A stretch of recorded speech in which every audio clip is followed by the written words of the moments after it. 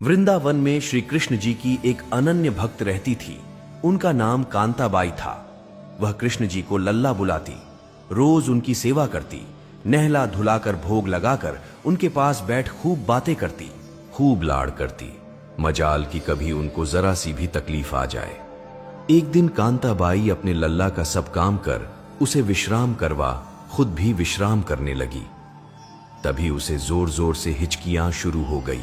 कांताबाई समझ नहीं पा रही थी कि वो क्या करे। कांता खुद से ही इतनी बेचैन हो गई कि उसे कुछ भी सूझ नहीं रहा था। तभी कांताबाई की पुत्री घर आ गई।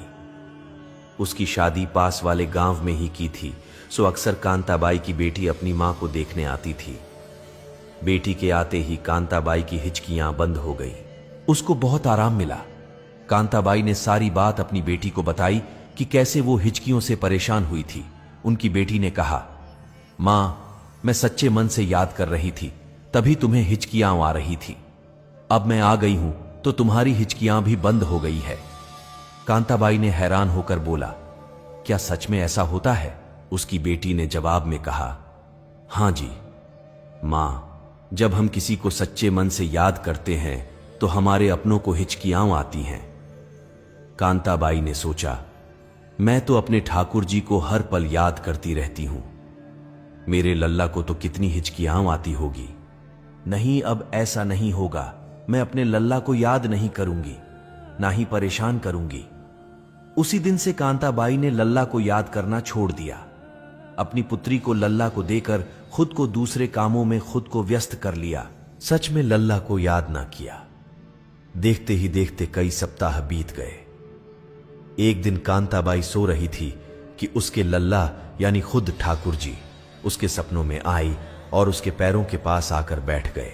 खुशी के आंसुओं के साथ वो रोने लगते हैं।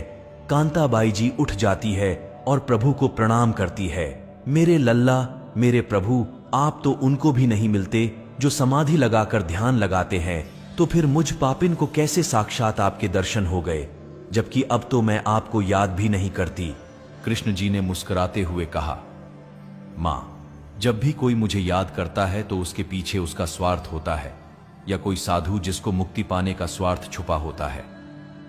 लेकिन धन्य हो मां तुम, जिसने ये सोचकर याद करना छोड़ दिया कि मेरे लल्ला को हिचकियां आती होगी। मेरी इतनी परवाह करने वाली मां भक्त पहली बार देखी है।